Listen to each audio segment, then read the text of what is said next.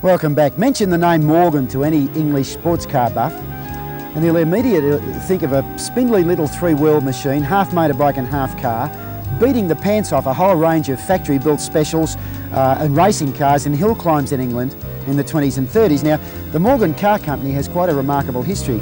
It started in 1910 and the original company is still building brand new cars to a design which originated in 1935 today. In fact, it takes about 2 years to take delivery of your Morgan, which looks essentially like this car here.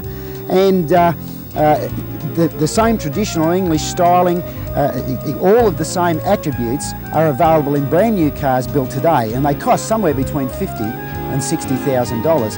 Now in 1935, Morgan also transitioned into the manufacture of four-wheel cars. The three-wheelers went up until 1950 with a couple of half-hearted attempts to build cars after the war, but the four-wheelers took over in around about 1935 and they've been going ever since. The particular car we're looking at today is a 1954 model.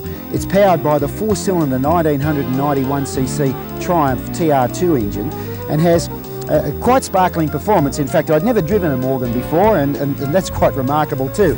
But I've always had a soft spot for traditional English sports cars, and nobody could argue that this car embodies all that's pure and good as far as old-time English sports cars are concerned.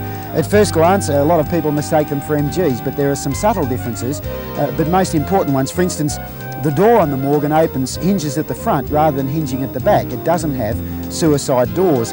Mechanically, it's entirely different, although it's still a front-engine car. But moving from the front to the back, it has a special Morgan-designed sliding pillar front suspension, which involves a rigid frame onto which two vertical pillars are mounted, and the axle stubs are mounted onto tubes which slide over the top of those vertical pillars. There are springs on either side and of course shock absorbers, and that made the Morgan different to all other English sports cars of the era, because all of the rest of them features, or most of the rest of them featured just a normal beam front axle. So the Morgan offered slightly more sophisticated styling, and even though the ride is quite harsh and rough compared to modern day cars, back in those days it was a lot smoother than most of its contemporaries. It's also unusual in the way in which the gearbox is set up. The Triumph engine sits there with its normal bell housing, but the gearbox is actually remotely mounted from the engine with a short quill shaft between the engine and the gearbox, and the gearbox is right under the driver's hand, so you don't have gear linkages and those sort of things to worry about. It's a Morgan built gearbox. It's a little slow in the change and you can feel it snick quite satisfyingly into gear, as all of these pure English sports cars are supposed to do. And once you get used to it and get used to shuffling the clutch, you'll find that you can move up and down through the gears with remarkable speed, a speed to match the performance of the car. Now it does have a solid rear axle, so it offers, as I said, harsh ride, but quite excellent road holding. And the road holding is not so much due to suspension geometry or even tyre adhesion. It's due to the fact that the car is built very low to the ground, and all of the major components inside the car are built even lower to the ground. So the centre of gravity is so low, and with its extremely light weight, the adhesion offered by those relatively thin tyres still enables the car to come up with quite a remarkable degree of road holding. Now on the highway at 60 miles an hour, and there are no kilometres on this speedometer, and I'll quote it all in miles per hour in real measurement. At 60 miles an hour the engine's doing a lazy 3,000 revs per minute. This particular one is redlined at 4,600, which is a relatively low red line by modern day standards. So it means that when you're pushing hard, particularly through hills and through curves, you have to keep a weather eye on the tachometer so that you don't exceed the rev limit. But the Triumph engine, with its long stroke and large bore, four-cylinder, nearly 2 litres, certainly has plenty of torque laid down. The car's capable of pulling away from remarkably low speeds with plenty of acceleration and plenty of verve, and that nice big low-speed engine not only gives you quite good fuel economy, excellent torque, but also a very satisfying exhaust burble. Now, as I said, it's 1991 cc's. Top speed for this particular model is 96 miles an hour, but with the new 1990 model Morgan, which as I said looks pretty well the same, but is fitted with a Rover V8 engine, the top speed is 124 miles an hour. That would be quite a thrilling experience for anybody, even the most experienced driver, to drive a car of this appearance and configuration up around those speeds. The car is extremely simple, as were all of her contemporaries. All of the body panels are fairly loosely mounted. It's a ladder frame type chassis which flexes enthusiastically over bumps, so that in combination with the front suspension means that the car has to have a relatively loosely mounted body, and you can feel it flex and twist as you go over bumps and around corners. But all of those things, getting back to my original comment, are the sort of things that really appeal to an English sports car buff and make the Morgan an extremely desirable car, and that's certainly borne out by the fact that they've been in production for 80 years. We'll be back right after this break.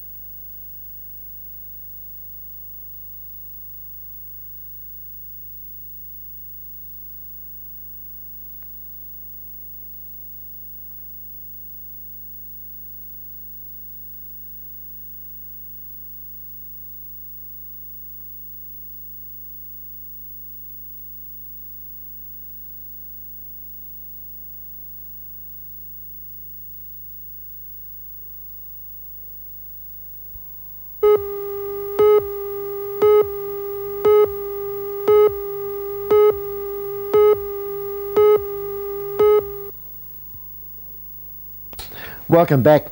The show, which is now called Chris Conroy's Leisure World, started off almost 16 years ago as Wonderful World of Boats, and boating has always been the cornerstone of our format. I've had a huge number of requests from people for information about boating over that 16 years, and as a result of that, I wrote this book, which is called Chris Conroy's Boating, the First Step. Now, it contains all the information that somebody who's never owned a boat before needs if they are to ease their way into this magnificent family pastime.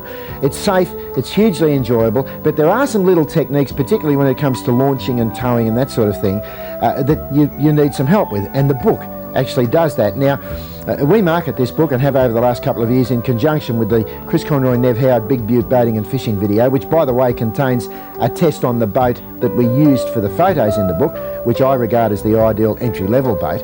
And we also have a couple of other little giveaways which go with that package, which costs $49.95 plus $6 postage and handling. But on top of that, over the last couple of years, we've run promotions which involve people who buy that package by ringing the 008 number with their credit card, entering in a little competition which we run here. The prizes are absolutely magnificent, and this year the prizes are bigger than ever. There's a hydrofoil boat, there are houseboat holidays, and there are a number of other excellent prizes. We'll be drawing it around about Father's Day in September. So if you'd firstly like a great book and video if you're into boating or would like to get into it, plus a couple of other boating accessories, and also the chance to win some superb prizes, give us a call on this 008 number with your credit card number. That wraps us for another week. We'll see you next week with another show. In the meantime, take care and safe boating.